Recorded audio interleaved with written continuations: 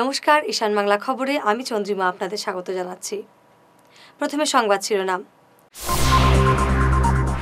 সদরঘাট সেতুর ডিপিআর জানেনই না শহরবাসী, পাল্টা তো বরাকবঙ্গে। 11 মিনিটে এটিএম থেকে গায়েব 1,80,000, বিপাকে ধলাইয়ের গ্রাহক। অন্যদের আতঙ্কিত হওয়ার কিছু নেই নাগরিকত্ব বিলে, বলল লেনেক। বাক্স ক্রিকেটের ফাইনালে সেহরিন ত্রিনয়নী, শনিবার মহারণ। এবারে বিস্তারিত খবর। সদরঘাটে নতুন বরাক সেতুর যে ডিপিআর তৈরি হয়েছিল তা শহরবাসী জানেন না। এই ধরনের ডিপিআর সবাইকে জানানো উচিত। শুক্রবার সাংবাদিক সম্মেলন করে বঙ্গভবন নিয়ে বিধায়ক দিলীপ পালের মন্তব্যের পাল্টা জবাব দিলেন বরাকবঙ্গের কর্মকর্তারা। বরাকবঙ্গের প্রাক্তন সাধারণ সম্পাদক গৌতম প্রসাদ দত্ত বলেন, গুয়াহাটিতে যে নতুন একটি সেতু হচ্ছে তার ডিপিআর সবাইকে জানানো হয়েছে। দিলীপ পালের বক্তব্য অনাকাঙ্ক্ষিত, অনভিপ্রেত বলে তিনি জানান। সেই মেজর প্রজেক্ট হাতে নেওয়ার পরে সময়ে শহরের যারা সিনিয়র সিটিজেন বা পুরসভা তাদের মতামত নেওয়া হয়, ডিপিআরটা ফর পাবলিক করা হয়। আমরা সুস্পষ্টভাবে বলতেছি যে কংগ্রেস জমানায় সেই ডিপিআর পাবলিক করা হয়নি। আমরা কিছুই জানি না, আমরা মানে শহরবাসী কিছুই জানি না যে এই ডিপিআরটা কোন অ্যালাইনমেন্ট দিয়ে তৈরি হলো। সুতরাং এখানে আজকে প্রত্যেকজন যারা রাজনীতির সঙ্গে যুক্ত, আমাদের যারা জনপ্রতিনিধি, তারা তাদের দায়িত্ব এড়াতে পারেন না, তিনি যে দলেরই হন। আজকে গুয়াহাটিতে আপনারা আজকে দেখেছেন নতুন একটা ব্রিজের শিলান্যাস হবে। সেই আপনার খবর নিয়ে দেখেন, সেখানে ডিপিআর তৈরি করার আগে মন্ত্রী হিমন্ত বিশ্ব শর্মা সেটা পাবলিক করেছেন। এই হবে ডিপিআর, এই হবে অ্যালাইনমেন্ট, কোনো অবজেকশন যদি থাকে।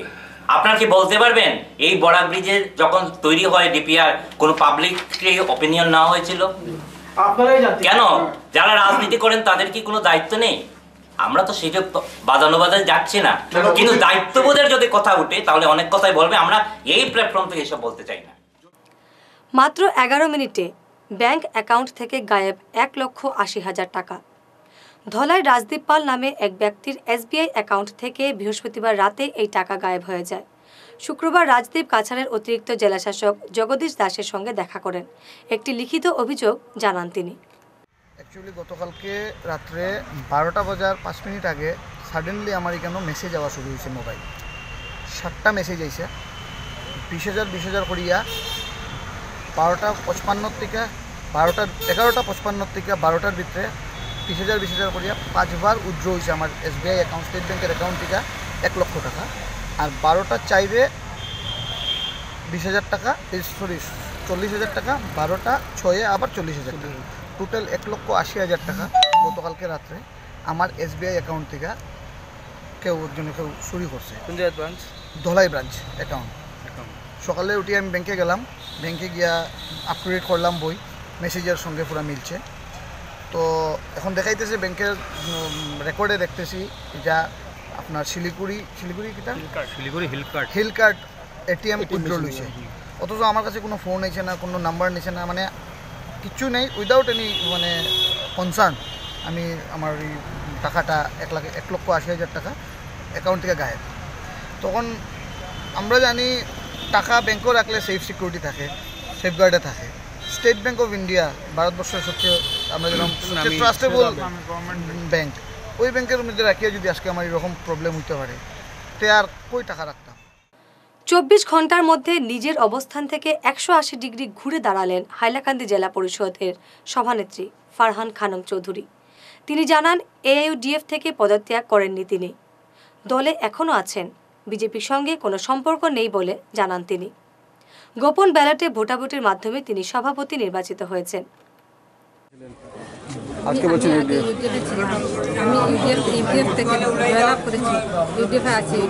গতদিন কারোর প্রেশারে বলেছিলেন নাকি?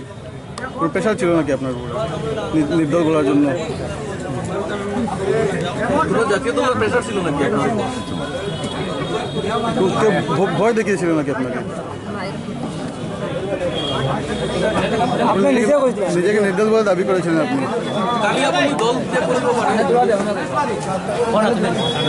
নহয় নহয় মই মানে তেখেতে এতিয়া অলপ হেৰি আছে, তেওঁৰ গাটো অলপ বেয়া আছে। যোৱাদিনৰ বাইট আছে আমাৰ ঘৰত, আপুনি নিজক নিৰ্দোষ বুলি কৈছিলে। নহয় নহয়, এইটো নিৰ্দল বুলি কোৱা নাই। তেতিয়া মানে এইটো লেডিজ মানুহ হয়, তেতিয়া আমি নিজৰ মানুহ কোনো নাছিলে, তেতিয়া মেণ্টেলি অলপ হেৰি হৈ কিবা যদি এনেকুৱা কৈ থাকে, এইটো মানে এইটো তেতিয়া হোৱা নাই। তেতিয়া মেণ্টেলি অলপ নাৰ্ভাছ আছিলে আৰু আমি নিজৰ মানুহ কোনো ইয়াত নাছিলে, লেডিজ পাৰ্চন হিচাপতে এনেকুৱা কথা হোৱা নাই। প্রাক্তন সেনাকর্মীর গাড়ির ধাক্কায় আহত হলেন এক টুকটুকি চালক ও বাইক আরোহী। ঘটনাটি ঘটেছে তারাপুর ওভারব্রিজে। করিমগঞ্জ গ্রামে একটি ডাস্টার কার প্রথমে ধাক্কা মারে একটি টুকটুকিতে, এরপরেই ধাক্কা মারে একটি মোটরসাইকেলে। স্থানীয় জনতা এরপর গাড়িটি আটকে দেন। গাড়ি চালক একজন প্রাক্তন সেনাকর্মী, তিনি আবার এই গাড়ির মালিক, নাম ধ্রুবজ্যোতি সিনহা। মদ্যপ অবস্থায় তিনি গাড়ি চালাচ্ছিলেন।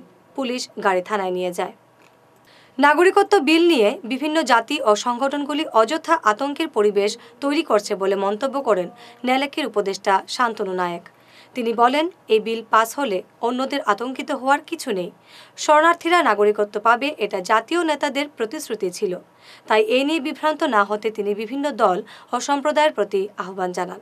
প্রথম কথা হলো যে নেলেক 2018 ইংরেজি যে জুন মাসে স্থাপিত হয়েছিল এবং ওই এনআরসিতে যারা এনআরসিতে যাদের নাম আসে নাই বা যাদের নাম যাদেরকে বিভিন্ন ধরনের সাহায্য সহযোগিতা করা যায় সেই জন্য, এবং সিটিজেনশিপ একই সঙ্গে সিটিজেনশিপ অ্যামেন্ডমেন্ট বিল 2016কে নিয়ে আমরা এই নেলেকের জন্ম হয়েছিল।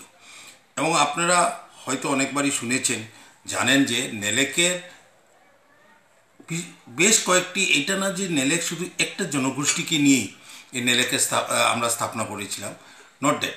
আমরা বিভিন্ন আমাদের এখানকার বরাকওয়েলির আজকে খাসি, জয়ন্তিয়া, ডিমাসা, বিষ্ণুপ্রিয়া মণিপুরি এবং আরও অন্যান্য জনজাতি প্লাস বিভিন্ন জনগোষ্ঠী, ওদেরকে নিয়েই এই নেলেকের জন্ম হয়েছে।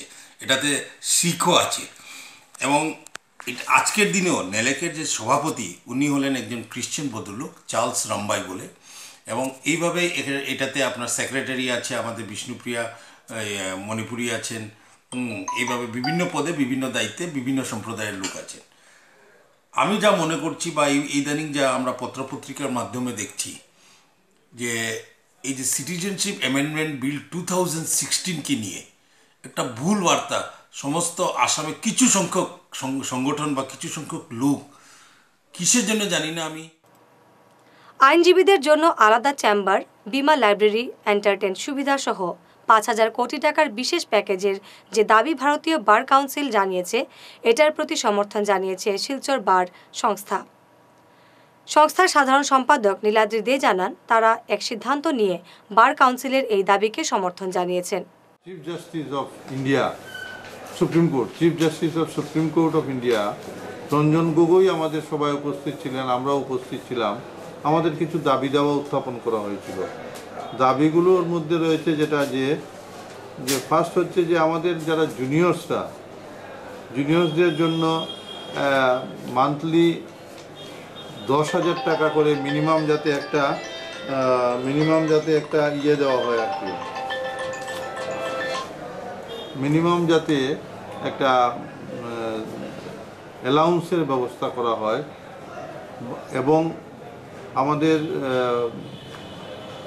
সর্বভারতীয় বাজেট যেটা, সেই বাজেটে আমরা ডিমান্ড রেখেছি যে ফর দ্য ওয়েলফেয়ার অ্যানুয়াল বাজেটে যাতে 5,000 কোটি টাকা for lawyers and litigants welfare in annual budget of the union in order to implement following requirements, মানে কেন্দ্রীয় বাজেটে যাতে প্রতি বছর 5,000 কোটি টাকা করে একটা অ্যামাউন্ট ধার্য করা হয় ভারতবর্ষের যারা আইনজীবীরা আছেন তাদের এবং লিটিগেন্টস পাবলিকের কল্যাণের জন্য।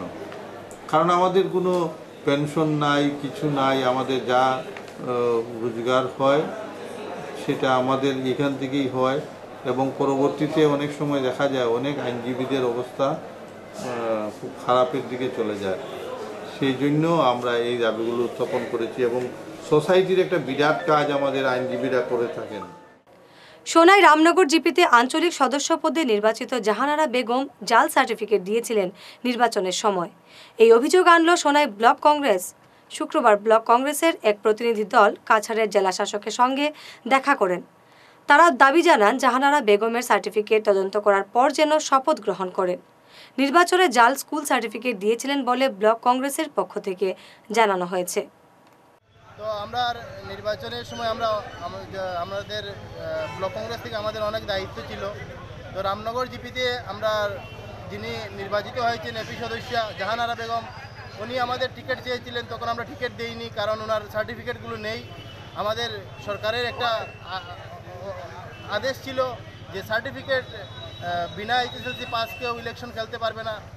তখন আমরা বুঝতে পারি যে উনি এইচএসএলসি পাস না, আমরা ওনাকে টিকিট দিইনি। কিন্তু পরবর্তীতে উনি জাল সার্টিফিকেট দিয়ে নির্দল প্রার্থী হয়ে উনি ইলেকশন খেলেছেন এবং ইলেকশন জিতেছেন। জিতার পর আগামী 12 তারিখ আমাদের আঞ্চলিকের বডিতে আমাদের এই রয়েছে, শপথ গ্রহণ অনুষ্ঠান রয়েছে। তো এখন আমরা আজকে ডিসি মহোদয়কে আমরা সেটা রিপোর্ট দিয়েছি, কমপ্লেইনও দিয়েছি।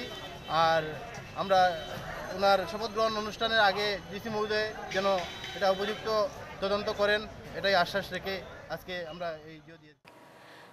বাড়ি বাড়ি থেকে আবর্জনা সংগ্রহ করতে 14টি রিক্সা ভ্যান দিল স্টেট ব্যাংক অফ ইন্ডিয়া। জেলা শাসকের কার্যালয়ে জেলা শাসক লায়া মাদ্দুরির উপস্থিতিতে এই সাইকেল রিক্সাগুলি পুরসভার হাতে সমঝে দেয় এসবিআই। উপস্থিত ছিলেন পুরপতি নিহারেন্দ্র নারায়ণ ঠাকুর। মিশন স্বচ্ছ ভারত এই প্রকল্পে স্টেট ব্যাংক অফ ইন্ডিয়া এগিয়ে এসছে এবং জেলা প্রশাসনের মারফতে আজ তারা 14টি ট্রাইসাইকেল শহরের ঘর ঘর থেকে আবর্জনা সংগ্রহের জন্য সেটা ওনাদের সিএসআর স্কিম থেকে দিচ্ছেন। এই সিএসআর প্রোগ্রামে আগেও ওনারা দুটো ম্যাজিক ট্রাক দিয়েছেন, যেটা এখন ব্যবহৃত হচ্ছে। আজকে এই 14টি ট্রাইসাইকেল দিচ্ছেন, তার জন্য স্টেট ব্যাংক অফ ইন্ডিয়া এবং জেলা প্রশাসনকে আমি শিলচর পৌরসভার পক্ষ থেকে আন্তরিক ধন্যবাদ জানাই। সরকারি বালক বিদ্যালয়ে উদ্বোধন হলো 2টি শৌচালয়ের। এগুলি নির্মাণ করেছে ওএনজিসি শ্রীকোনা। এই উপলক্ষে আয়োজিত অনুষ্ঠানে ওএনজিসি শ্রীকোনার অ্যাসিস্ট্যান্ট ম্যানেজার AK গুপ্তা এর উদ্বোধন করেন। বিদ্যালয় কর্তৃপক্ষ এর জন্য ওএনজিসি কর্তৃপক্ষকে ধন্যবাদ জানান। শৌচালয়গুলি রক্ষণাবেক্ষণের প্রতি নজর রাখতে আহ্বান জানানো হয়। ONGC is a responsible corporate citizen and has been always at the forefront of contributing for the cause of the society. And as per the ONGC's corporate social responsibility policy, there are sectors. These are like sanitation, health, water supply, which are the key areas where ONGC associates and Swachhta Abhiyan. These are the areas where ONGC likes to associate itself and contribute for the development. And the second part of our policy is that we try to do these CSR activities in areas all around wherever we have our operations. So Silchar is fortunate that way. I would say the entire Barak Valley. Wherever we have operational sites, the villages around that place, the town where we have our offices, we contribute and try to see and improve upon the quality of living of our people. Sonai Dhanehari বালির tender পেয়েছেন নাসির উদ্দিন। তাকে আনুষ্ঠানিকভাবে দায়িত্ব সমঝে দেন পিট officer AG Malakar. এই কাজের বরাতের অর্থমূল্য 21 লক্ষ টাকা। এই উপলক্ষে আয়োজিত সভায় স্থানীয় জনগণ অভিযোগ করেন এখানে মহালদাররা বালি ছড়িয়ে ছিটিয়ে পরিবেশ নষ্ট করেন। এদিকে নজর রাখার জন্য তারা নতুন মহালদারদের প্রতি আহ্বান জানান। যেটা এই যে মহালটা এটা আজকে ওপেনিং করা হইলো, সরকারের কাছে টাকা জমা দেওয়া হয়েছে 21 লাখ সামথিং টাকা জমা হয়েছে। তারপরে আমরা চালান ইস্যু করছি, আজকে 3টা ট্র্যাক্টরের চালান ইস্যু করছি। আর এখানে আমরা কড়া থাকবো, সুপারভিশন থাকবো, যাতে উল্টাপাল্টা কিছু না হয়, লিগেলভাবে যেত আর কি, সব কোনো জিনিস ইনলিগেলি যেত না। মলটার লোকেশনটা কোন জায়গা? নামটা আইছে না আমার জানুয়ারি সোনাবাড়ি ঘাট। আচ্ছা, মানে এটা যাতে মানে কোনো অনিয়মভাবে না যায়, আপনারা মানে কি ধরনের ব্যবস্থা নেবেন? আমরা ডিউটি থাকবো এবং স্পটে আইয়া গাড়ি লোড দিব, চালান ইস্যু করব। বদরপুর বিধানসভা এলাকার কনকলস বসাইল জিপির সভাপতি ও গ্রুপ সদস্যদের শপথ গ্রহণ অনুষ্ঠান সম্পন্ন হলো। তাদের শপথ বাক্য পাঠ করান বদরপুরের বিডিও AH লস্কর। পুলিশ মানেই খারাপ এমন নয়, বরং পুলিশ প্রকৃত অর্থে মানুষের বন্ধু। এই বার্তাটি দেওয়া হলো অসম স্কিল ডেভেলপমেন্ট ফাউন্ডেশনের সভায়। রেল শহর লামডিংয়ে অনুষ্ঠিত এই সভায় অসম পুলিশ অ্যাসোসিয়েশনের সভাপতি বিনোদ কলিতা তার ভাষণে পুলিশের বিভিন্ন গণমুখী পদক্ষেপের কথা উল্লেখ করে বলেন, পুলিশ কর্মীরা সবসময় জনগণের সেবায় নিয়োজিত থাকেন। এছাড়াও ভাষণ দেন অশোক কুমার। উধারবন্দের দয়াপুরে অনুষ্ঠিত হলো স্বাস্থ্য মেলা। এতে বিনামূল্যে রোগীদের চিকিৎসা করে ওষুধ বিতরণ করা হয়। এছাড়া সরকারের বিভিন্ন স্বাস্থ্য প্রকল্প সম্বন্ধে জনগণকে সজাগ করা হয়। এই সম্পর্কে কাছাড়ের স্বাস্থ্য বিভাগের যুগ্ম সঞ্চালক ডক্টর সুদীপ জ্যোতি দাস এই সব প্রকল্পের সুযোগ নিতে জনসাধারণের প্রতি আহ্বান জানান। অটল অমৃত অভিযান এবং আয়ুষ্মান ভারতের পর যেগুলো স্কিম আছে সেগুলোর উপর জোর দেওয়া হবে এবং টি গার্ডেন এরিয়ায় সরকার গৃহীত যে ওয়েস্ট কম্পেনসেশন স্কিম আছে সেই ওয়েস্ট কম্পেনসেশন স্কিমের উপর আমরা গুরুত্ব আরোপ করব, যাতে মানুষ সতর্ক হতে পারে গর্ভাবস্থায় কীভাবে চেক আপ করাতে হয়, ফ্রি চেক আপ এবং একটা চেক আপ ডাক্তার দ্বারা করাতে হয়, সেইটাও আমরা বিস্তারিতভাবে আলোচনা করব গ্রামের মানুষের সঙ্গে। সরকার গৃহীত আরও পদক্ষেপ আছে, যেমন NCD নন কমিউনিকেবল ডিজিজ। এই নন কমিউনিকেবল ডিজিজের উপর এখন বিশেষ জোর দেওয়া হচ্ছে। হাইপারটেনশন, ডায়াবেটিস এবং breast cancer, cervical cancer, oral cancer, সেইগুলোর স্ক্রিনিং হবে। আমাদের আশাকর্মীরা বাড়ি বাড়ি গিয়ে সেইগুলো স্ক্রিনিং করবে এবং তার জন্য একটা সরকারে একটা অনুদানও দিবে। আগামী 9 ফেব্রুয়ারি হাইলাকান্দি রোডের শনিথলার বার্ষিক উৎসব। সন্ধ্যা 5টা থেকে শুরু হবে পূজা, থাকছে সাংস্কৃতিক অনুষ্ঠানও। বাক্স মিডিয়া ক্রিকেট ফাইনালে পৌঁছে গেল সেহরিন প্রেস ফাইটার এবং ত্রিনয়নী নিউজ রকার্স। শুক্রবার প্রথম সেমিফাইনালে সেহরিন মুখোমুখি হয়েছিল অভিষেক খবর হিরোজের সঙ্গে। সেহরিন প্রথম ব্যাট করে 117 রান করে। জবাবে ব্যাটিংয়ে নেমে অভিষেক 76 রানে থেমে যায়। 41 রানে জয়ী হয় সেহরিন। দ্বিতীয় সেমিফাইনাল হয়েছিল ত্রিনয়নী বনাম ইকবালস করিমগঞ্জ মিডিয়া স্ট্রাইকার। প্রথমে ব্যাটে নেমে করিমগঞ্জ 55 রানে সব কয়টি উইকেট হারিয়ে ফেলে। জবাবে 6 উইকেট হারিয়ে জয় হাসিল করল ত্রিনয়নী। শনিবার সকাল 10টায় ফাইনাল খেলা অনুষ্ঠিত হবে। সংবাদ শেষ করার আগে শিরোনাম আরও একবার। সদরঘাট সেতুর DPR জানেনই না শহরবাসী, পাল্টা তো পরাগবঙ্গে। 11 মিনিটে ATM থেকে গায়েব 1,80,000, বিপাকে ধলাইয়ের গ্রাহক। অন্যদের আতঙ্কিত হওয়ার কিছু নেই নাগরিকত্ব বিলে, বলল নেনেক। বাক্স ক্রিকেটের ফাইনালে সেহরিন ত্রিনয়নী, শনিবার মহারণ। সংবাদ এ পর্যন্তই, নমস্কার।